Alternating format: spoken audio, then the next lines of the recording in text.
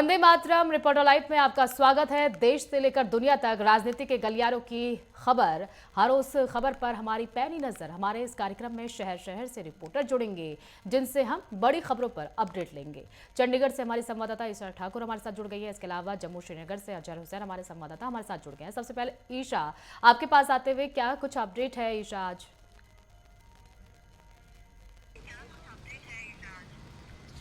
देखिए, जिस तरीके से प्रधानमंत्री नरेंद्र मोदी आज तमिलनाडु के दौरे पर रहेंगे और आज पीएम किसान निधि सम्मान निधि की जो किश्त है वो आज जारी करने वाले हैं। और इस दौरान प्रदेश भर में कार्यक्रम हरियाणा में भी आयोजित किए गए हैं और हरियाणा के मुख्यमंत्री नायब सिंह सैनी पलवल में जो कार्यक्रम आयोजित किया गया है पीएम किसान सम्मान निधि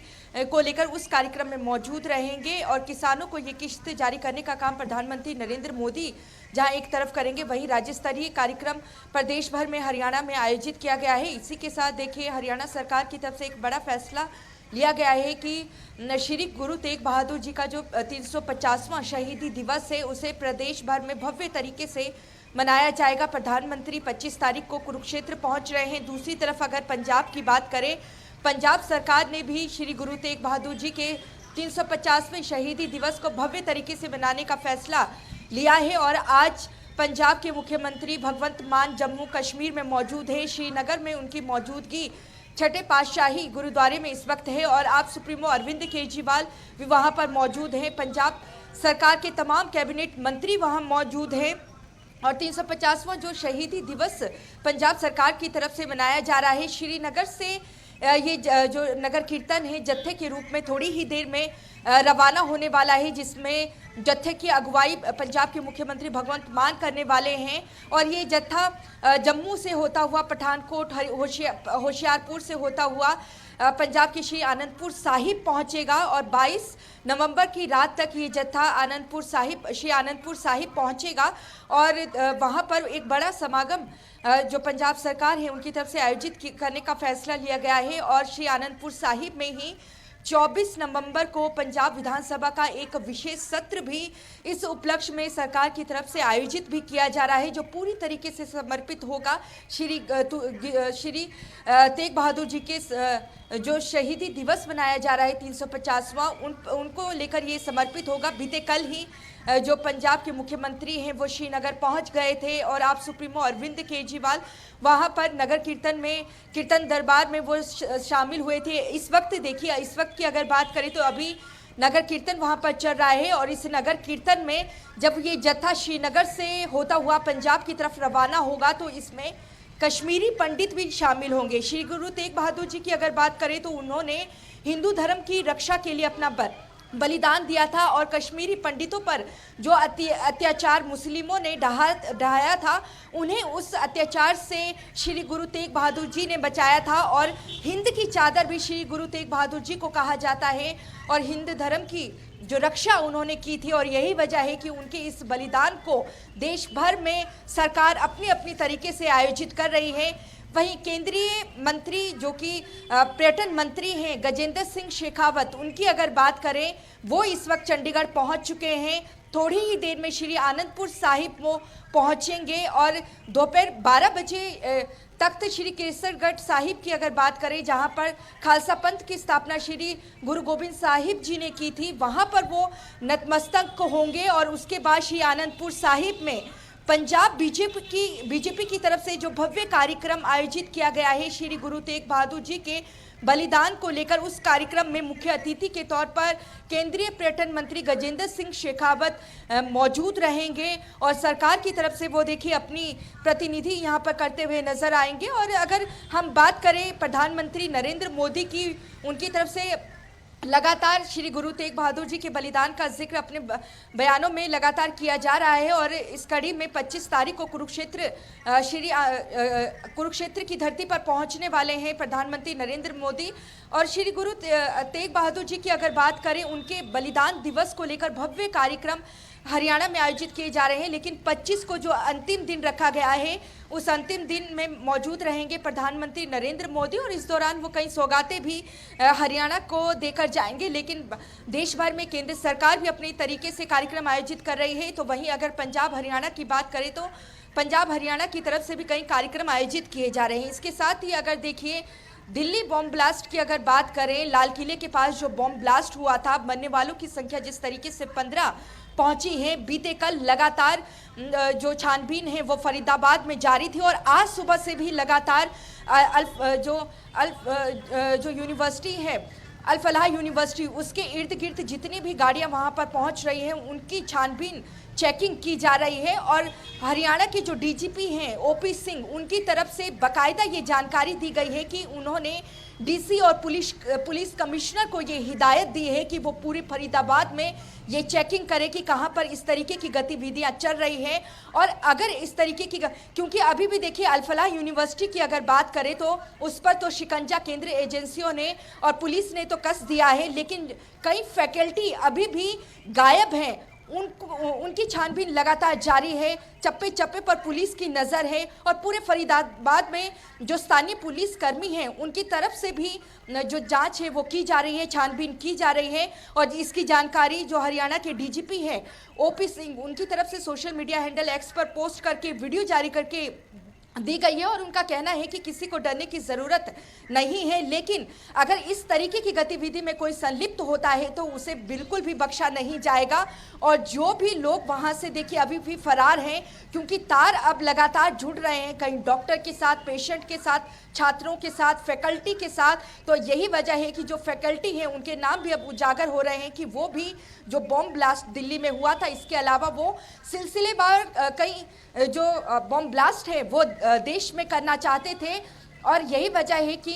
उनकी जो धरपकड़ है लगातार जारी है। अभी भी कई फैकल्टी अल फलाह यूनिवर्सिटी के गायब हैं और ओपी सिंह जो कि हरियाणा के डीजीपी हैं, उनका कहना है कि किसी को भी बख्शा नहीं जाएगा और लगातार खासतौर से हिदायतें दी जा रही है और जो धार्मिक स्थल हैं उनकी छानबीन भी की जा रही है। और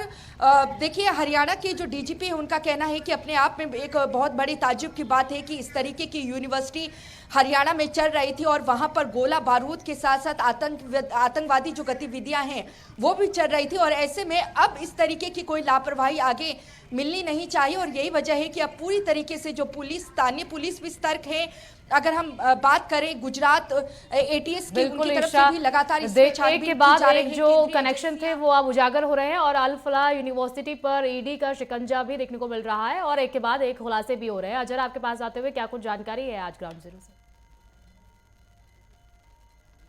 कश्मीर के अहम खबरों की ओर बात करें, काउंटर इंटेलिजेंस यानी सीआईकी की जानिब से लगातार जो है छापामार कार्रवाई अंजाम दी जा रही है। आज सुबह जो है के कोतवाल जो जेल है, सेंट्रल जेल है, वहां पे छापामार कार्रवाई अंजाम दी जा रही है और ये पता लगा जा रहा है कि जो ऑलरेडी जो जेल आतंकी जो आप जो है काफी सारे मुकदमात है वो दर्ज है। जो सीआईकी की जानिब से ये वहां पे कहा जा रहा है कि वो जेल में होके जी वहां से ही ये ऑपरेशन काम जो है गतिविधि कर रहे हैं। तो इस हवाले से ये अभी अंडर प्रोसेस है, क्या कुछ सामने आता है इस छापामार कार्रवाई के बाद में इस पे हमें इंतजार है। लेकिन इससे पहले कल की अगर हम बात करें, सीआईकी की जानिब से साउथ कश्मीर, कुलगाम, अनंतनाग और इसी के साथ में सेंट्रल कश्मीर के सीन के जो सदर हॉस्पिटल है वहां पे छापामार कार्रवाई अंजाम दी गई और इसके बाद में एक डॉक्टर और एक जो है उसको हिरासत में लिया गया है। और ये क्योंकि कुछ हैं एजेंसी को पे उनको क्वेश्चनिंग के लिए, या हम यूं कह सकते हैं कि अरेस्ट किया गया है। फिलहाल इस पूरे मामले पे जो है लगातार छानबीन की जा रही है। दूसरी खबर की अगर हम बात करें, नौगाम पुलिस स्टेशन के बम धमाके के बाद में जो परिजन है उनके बाद में जो लगातार जो वहां पे चीफ मिनिस्टर का जो वहां पे विजिट है और इससे पहले डीजीपी ने किया, तो कल भी हमने देखा कि भाजपा के जो अपोजिशन लीडर सुनील शर्मा और उसके साथ साथ रविंद्र रैना जी भी वहां पे पहुंचे और उनको यकीन दिलाया कि जो फैमिली को मदद हो सकती है सरकार की जानिब से और फैमिली फराहम की और जो भी मदद हो सरकार की जानिब से, सेंटर की जानिब से पेश की जाएगी। बाद में हॉस्टल गए, उज्ज्वला हॉस्टल गए, वहां पे जितने इस वाक़े में इंजर्ड यकीन पाया कि उनके साथ भी जो है पूरी तरीके से जो जाएगी। अगर हम तीसरी खबर की अगर हम बात करें, वंदे भारत ट्रेन जो कश्मीर से दिल्ली एक ट्रेन वाले से उसमें पेशरफ यह है क्योंकि दिन बढ़ता जा रहा है। इधर रेलवे जानिब से ये है कि अब वो ये ट्रेन ठीक है अजहर, आपसे जानकारी ले लेंगे। आपकी आवाज़ ठीक से हम तक नहीं पहुंच पा रही है, कट कट के आवाज़ यहाँ तक पहुंच रही है। ईशा, आपके पास आते हुए, देखिए ईशा, इतना बड़ा संवेदनशील मामला है दिल्ली कार ब्लास्ट में। जो पीडीपी अध्यक्ष है उनका जो बयान आपने सुना होगा, किस तरह का उन्होंने बयान दिया है। कह रही है महबूबा मुफ्ती की जो कश्मीर की गूंज है वो लाल किले पर जाकर गूंजी। अब इसके बाद सियासत भी खूब हो रही है। अनिल विज ने भी बयान दिया है इस पर। अब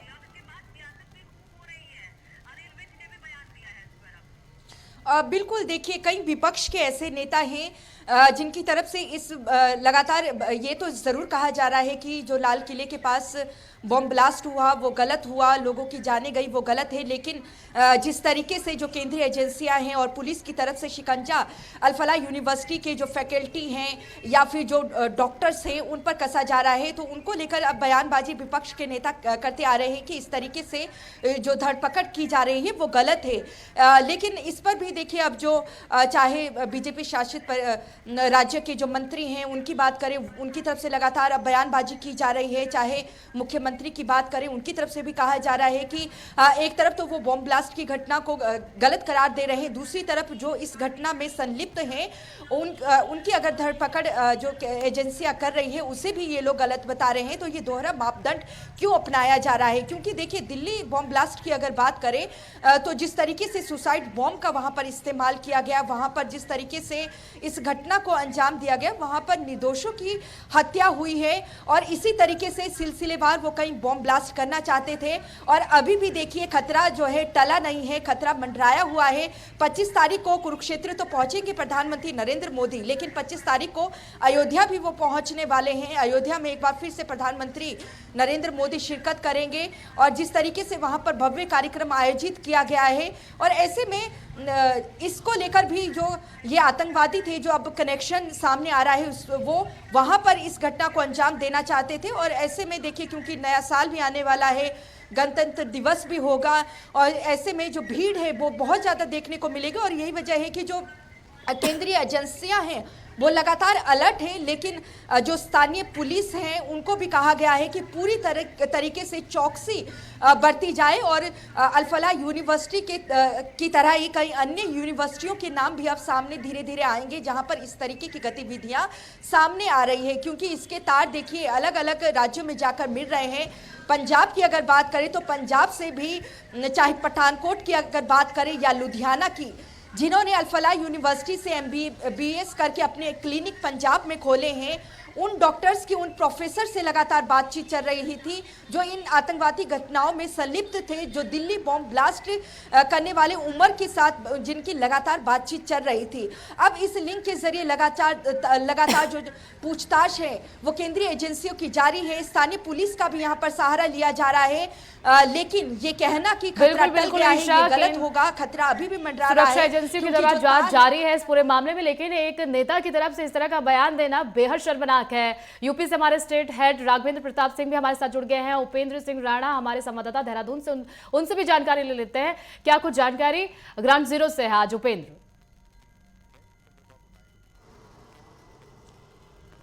देखिए सुनिए, अगर उत्तराखंड की अगर बात की जाए तो जिस तरीके से दिल्ली जो बम ब्लास्ट हुआ था उसकी जांच की आंच अब जो है उत्तराखंड में तक पहुंच चुकी है। जिस तरीके से उत्तर प्रदेश के ATS की ओर से सूत्रों के अनुसार ये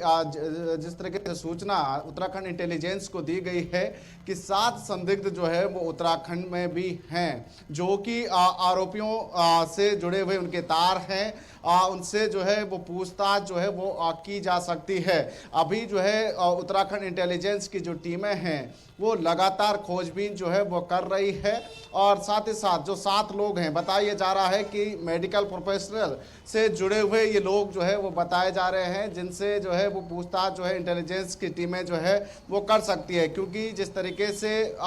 जो तमाम जो आरोपी हैं उनके संपर्क में जो है ये लोग जो है वो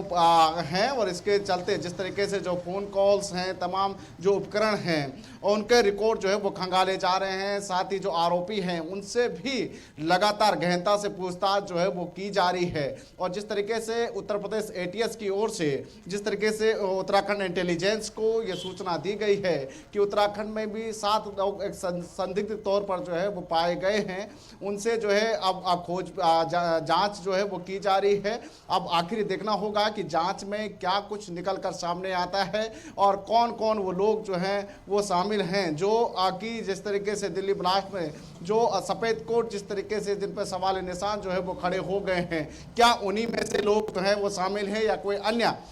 लोग जो है इसमें शामिल हैं। अब जो है वो जांच उत्तराखंड तक पहुंच चुकी है और यहाँ पर भी जांच एजेंसियां जो है अलग अलग तरीके से और जांच जो है वो कर रही है। दूसरी बड़ी खबर की अगर बात की जाए तो जिस तरीके से कांग्रेस ने जिस तरीके से अपने प्रदेश अध्यक्ष को बदला है, तो उसी तरीके से अगर देखा जाए तो भाजपा में अंदरूनी तौर पर अगर देखा जाए तो बहुत बड़ी चुनौती जो है भाजपा के सामने जो है वो कांग्रेस अब बनती हुई दिखाई दे रही है। क्योंकि ये जिस तरीके से ये माना जा रहा था कि अब जिस तरीके से 3 बड़े नेताओं को कांग्रेस ने एक बड़ी जिम्मेदारी दी, कांग्रेस के प्रदेश अध्यक्ष के तौर पर गणेश गोदियाल को जिम्मेदारी दी गई थी, प्रचार प्रसार अभियान की जिम्मेदारी प्रीतम सिंह को दी गई है और वहीं चुनाव अभियान का जो प्रदेश अध्यक्ष जिस तरीके से जो बनाए गए हैं उनमें हरक सिंह रावत शामिल हैं। और जिस तरीके से 5 पांडवों के नाम जिस तरीके से जो है हरीश रावत ने भी कहा कि 5 पांडव जो है वो उत्तराखंड को कांग्रेस हाईकमान ने दिए हैं। तो ऐसे में अब भाजपा के लिए अंदरूनी तौर पर हालांकि बाहर जिस तरीके से जो बयानबाजी भाजपा ये जरूर कर रही है कि कोई बड़ी चुनौती जो है वो कांग्रेस हमारे सामने नहीं है, लेकिन अंदरूनी तौर पर और जिस तरीके से सोशल मीडिया पर भाजपा के तमाम बयान भी तमाम जो प्रवक्ता यहाँ पर जो बनाए गए हैं वो लगातार जिस तरीके से कांग्रेस के खिलाफ हर एक बयानों पर जिस तरीके से पलटवार जो है सोशल मीडिया के जरिए जो है वो लगातार कर रहे हैं। यानी कि ये माना जा रहा है कि एक टीम जो है वो भाजपा की ओर से तैयार की गई है जो लगातार सोशल मीडिया पर कांग्रेस को घेरने का काम जो है वो कर रही है। तो ऐसे में ये लग रहा है कि बाहरी तौर पर तो नहीं लेकिन अंदरूनी तौर पर भाजपा के लिए जो है एक बड़ी चुनौती 2027 के लिए कांग्रेस बन सकती है। तो ऐसे में कोई भी कसर जो है भाजपा नहीं छोड़ना चाहती और ऐसे में जिस तरीके से एक जो ग्राउंड जो बनाने की कोशिश जो कांग्रेस यहाँ पर कर रही है उसको जो है खत्म करने की कोशिश में जो है वो लगातार जो है भाजपा जुटे हुए है। इसके चलते सोशल मीडिया पर लगातार जो है तमाम भाजपा के नेता जो हैं कांग्रेस पर लगातार पलटवार जो है वो करते हुए दिखाई दे रहे हैं। उनका ये मानना है कि कांग्रेस ने जिस तरीके से पार्टी नेतृत्व में बदलाव किया है, तमाम बड़े नेताओं को जिम्मेदारियां दी है और ऐसे में जो जिला अध्यक्षों की घोषणा की गई तमाम उन नेताओं पर तमाम उन कार्यकर्ताओं पर जो है भाजपा की नजर जो है वो टिकी हुई है। बिल्कुल उपेंद्र, देखने वाली बात होगी कि कांग्रेस के जो ये 5 पांडव हैं क्या कमाल करते हैं 2027 में, ये तो आने वाला समय ही बताएगा। उपेंद्र, आपके पास आते हुए क्या कुछ जानकारी है ग्राउंड जीरो से आज की?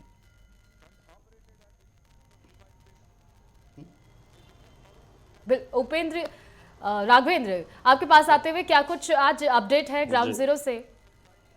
जी सुनिए, अगर उत्तर प्रदेश की खास खबरों की बात कर लें तो मुख्यमंत्री योगी आदित्यनाथ की आज 5KD आवास पे विभिन्न विभागों की जिसमें नमामि गंगे है, सिंचाई विभाग है, उसकी समीक्षा बैठक है। जो विकास योजनाएं हैं उनको लेकर मुख्यमंत्री द्वारा आज प्रस्तुतिकरण भी देखा जाएगा। वहीं अयोध्या में कल मुख्यमंत्री योगी आदित्यनाथ थे और वहाँ पे चूँकि 25 तारीख को होने जा रहे ध्वजारोहण कार्यक्रम की तैयारियों का जायजा उन्होंने लिया था और तैयारियां लगभग अपने अंतिम चरण पे और ऐसी संभावना जताई है कि सीएम योगी आदित्यनाथ फिर 22 तारीख को और 24 तारीख को भी अयोध्या पहुंच सकते हैं।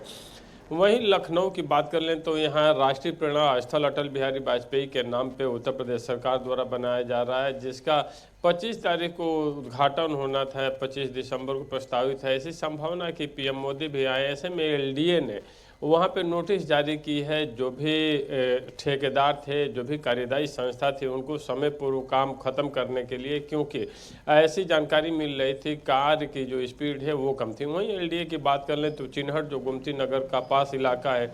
वहाँ पे जो अवैध कंस्ट्रक्शन बने थे, अवैध इमारतें जो खड़ी कर दी गई थी, उनको एलडीए द्वारा सीज किया गया है। वहीं चूँकि लखनऊ में राजनाथ सिंह और गोरखपुर में मुख्यमंत्री योगी आदित्यनाथ ने एसआईआर का फॉर्म भर दिया है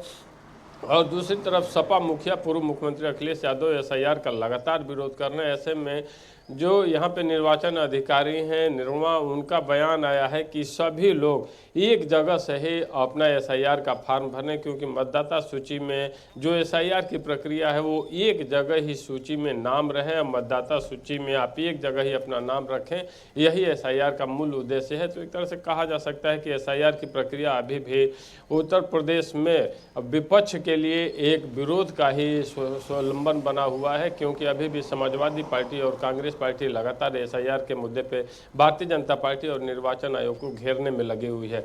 वहीं दिल्ली में जिस तरह के ब्लास्ट हुए और जिस तरह से फरीदाबाद मॉड्यूल का लखनऊ में भी कनेक्शन जोड़ा जा रहा है, जिस तरह से एनआईए की टीम लगातार छापेमारी कर रही है, जिस तरह के बैंक खाते सामने आ रहे हैं 8-8, 10-10 और गल्फ कंट्री से जुड़े होने और यात्रा करने जैसी बातें जो सामने आ रही हैं, वो दिखाता है कि दिल्ली लाल किला के पास जो विस्फोट हुआ केवल लाल किला तक सीमित नहीं बल्कि ये सीरियल ब्लास्ट की एक तैयारी थी आतंकवादियों द्वारा, क्योंकि लगातार एक दूसरे के बाद विभिन्न राज्यों में जिस तरह के तार जुड़ते जा रहे हैं उसको देखकर प्रथम दृष्टया यही सामने आ रहा है कि ये सीरियल ब्लास्ट की तैयारी थी, जिसमें उत्तर प्रदेश, उत्तराखंड, हरियाणा, पंजाब, दिल्ली, जम्मू कश्मीर विभिन्न राज्य सम्मिलित थे, जिनके मुख्य शहरों को टारगेट किया गया। जिसमें अगर उत्तर प्रदेश की बात कर लें तो उत्तर प्रदेश में काशी, वाराणसी में, अयोध्या, गोरखपुर, ये मथुरा, ये जो धार्मिक स्थल हैं खास करके उनको चिन्हित इन आतंकवादियों द्वारा किया गया था। हालांकि एनआईए की टीम लगातार इसमें छापेमारी कर रही है, लगातार गिरफ्तारियां हो रही हैं। अब देखना होगा कि आतंकवादी कनेक्शन कहां कहां इसके निकलते हैं। वहीं सोनभद्र की बात कर लें, जिस तरह अवैध खदान में खनन के मामले में जिस तरह की घटना घटी थी, 7 शवों को निकाल लिया गया है और रेस्क्यू ऑपरेशन अब बंद कर दिया गया है और ये बताया जा रहा है कि 7 मृतक इसमें पाए गए हैं और अब कोई भी मृतक वहां मजदूर नहीं है। तो सोनभद्र की घटना में 7 लोगों की मौत हुई है, जिसमें अब रेस्क्यू ऑपरेशन को रोक दिया गया है। अब आगे की कार्रवाई वहाँ की गई। हालांकि एनजीटी द्वारा वहां के जिलाधिकारी बीएन सिंह को समय से रिपोर्ट न देने के लिए 10,000 का जुर्माना भी लगाई है। वहीं राजनीतिक गलियारे की बात कर लें तो राजनीतिक गलियारे में बहुजन समाजवादी पार्टी लगातार 2027 के चुनाव की तैयारियों में जुटी हुई है, लगातार अपने काडर के लोगों से भेंट मुलाकात और उनकी बैठकों का दौर चल रहा है। अब देखना होगा कि 2027 में अगर बसपा अपने दम पे लड़ती है और अगर वो अपनी सीटों को बढ़ाने में कामयाब रहती है तो उत्तर प्रदेश के लिए जो क्षेत्रीय दल अन्य हैं उनके लिए क्या सबक होता है और कांग्रेस की नया कैसे पार लगती है। जी बिल्कुल राघवेंद्र, अजहर आपके पास आते हुए देखिए, दिल्ली में कार ब्लास्ट हुआ लेकिन उसके बाद महबूबा मुफ्ती का जो बयान है वो अब देश भर में चर्चा का विषय बना हुआ है। वो कह रही है कि जम्मू कश्मीर की गूंज वहां पर गूंजी है, यानी कि वो प्रोत्साहित कर रही है वहां के युवाओं को, वहां के लोगों को कि ये घटना उसके पक्ष में एक तरफ से वो दिखाई दे रही है और उसके बाद किसी नेता का भी बयान सामने नहीं आया है, खासकर जो विपक्ष के नेता हैं उनका इंडिया गठबंधन की तरफ से। देखिए सोनिया, इस सवाल का जब कल जो भाजपा के जो नेता थे जिसमें सुनील शर्मा और देवेंद्र रैना जब प्रियजनों से मिलने के लिए यहाँ पे आए थे तो उसके बाद में प्रेस वार्ता के दौरान जब उनसे यही सवाल पूछा गया कि पीडीपी की ओर से या महबूबा मुफ्ती की ओर से ये जो है बयान जो है वो सामने आ रहे हैं तो उन्होंने साफ और स्पष्ट कहा कि अब ये खून की बंद करे और थोड़ा सा उन्होंने तनिज का निशाना किया महबूबा मुफ्ती को कि अब वो जमाना चला गया है, अब जो है निश्चिंत जांच होगी और उसके बिना पे आप ये सियासत करना छोड़ दें। ये यहाँ पे था। लेकिन दूसरी जानिब अगर हम काउंटर इंटेलिजेंस कश्मीर की बात करें तो लगातार जो है इन्वेस्टिगेशन जारी है। श्रीनगर, साउथ कश्मीर, नॉर्थ कश्मीर और इवन जो है पूरी तरीके से यहाँ पे जो है खंगाला जा रहा है कि कौन कौन से ऐसे अपराध है या कौन कौन व्यक्ति है जो इस अपराध में मुलविस है, उनको बाहर निकालने की यहाँ पे लगातार कोशिश की जा रही है। और अब साथ ही साथ आपको मैं ये भी अपडेट बताता चलूं कि वंदे भारत ट्रेन को लेके जिस तरीके से एक नई राह की तरक्की की एक नई राह खुल गई थी जम्मू कश्मीर के लिए, क्योंकि ऐतिहासिक था तारीख का वो लम्हा जब पहली बार जो ट्रेन है वो जम्मू श्रीनगर पहुंची थी और इसके बिना पे जो मुसाफिर रश है वो बढ़ने के लिए उस समय जो है अभी नॉर्दर्न जो रेलवे है उनकी जानिब से अनाउंसमेंट की गई है कि बहुत जल्द जो है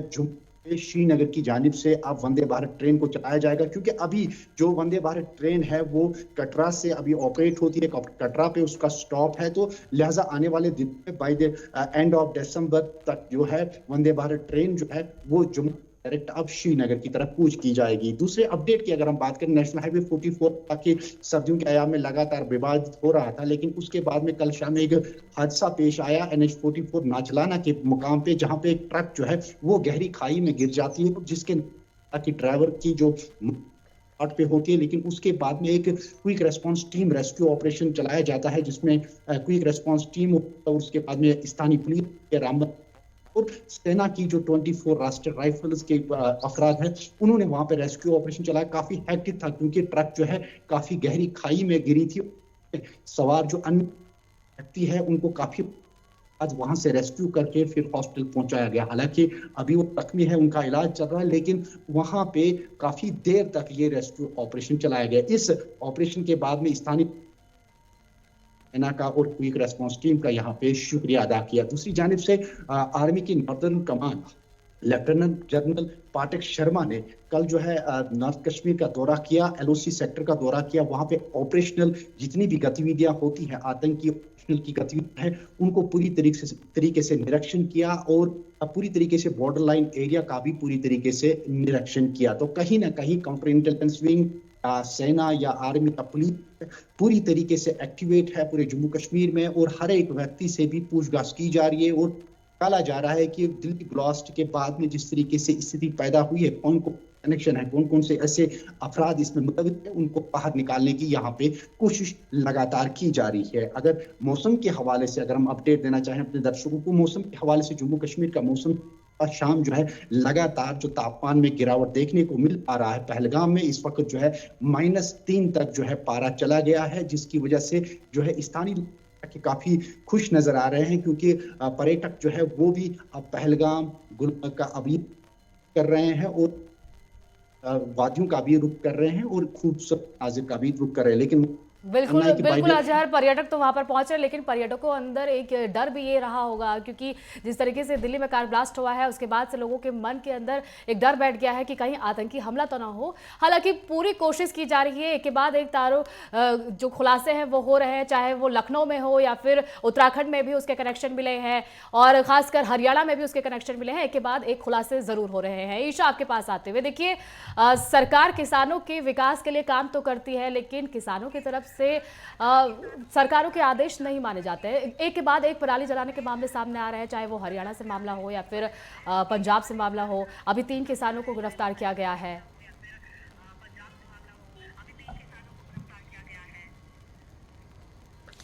देखिए, जो पराली जलाने का मामला है वो इस वक्त सुप्रीम कोर्ट में विचाराधीन है। पंजाब सरकार हो या हरियाणा सरकार हो, दोनों ही सरकारों को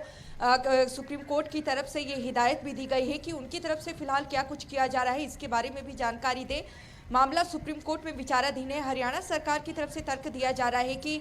किसानों को सब्सिडी भी दी जा रही है पराली प्रबंधन के लिए, लेकिन दूसरी तरफ अगर हम पंजाब की बात करें, पंजाब सरकार की तरफ से भी ऐसे दावे किए जा रहे हैं। लेकिन हैरानी की बात है कि क्योंकि दिल्ली के साथ देखिए हरियाणा सटा हुआ है, पंजाब ज़्यादा दूरी पर है, लेकिन पंजाब के कई ऐसे ज़िले हैं जहां का जो AQI है वो 500 से अधिक है, जो कि बहुत ज़्यादा खराब श्रेणी में आता है। मजिंदर सिंह सिरसा, जो कि दिल्ली सरकार में कैबिनेट मंत्री हैं, बीते कल भी उन्होंने संगरूर की एक वीडियो डाली है, क्योंकि संगरूर से ही आते हैं पंजाब के मुख्यमंत्री भगवंत मान, और उस वीडियो में उन्होंने ये दिखाया है, ये दावा किया है कि संगरूर के पास ही खेतों में पराली किसान धड़ल्ले से जला रहा है और इसी का जो धुआं है वो दिल्ली तक पहुंच रहा है। बिल्कुल ईशा, लोगों को भी ये समझना होगा, हालांकि आज 21वीं किश्त किसानों के खाते में आ जाएगी, लेकिन किसानों को भी ये समझना होगा कि अगर वो सरकारों के आदेश का पालन नहीं करते हैं, ये उनके लिए ही खतरा आगे साबित हो सकता है। फिलहाल वक्त हो गया छोटे से ब्रेक का। ब्रेक के बाद फौरन लौटेंगे, बन रहिए हमारे साथ।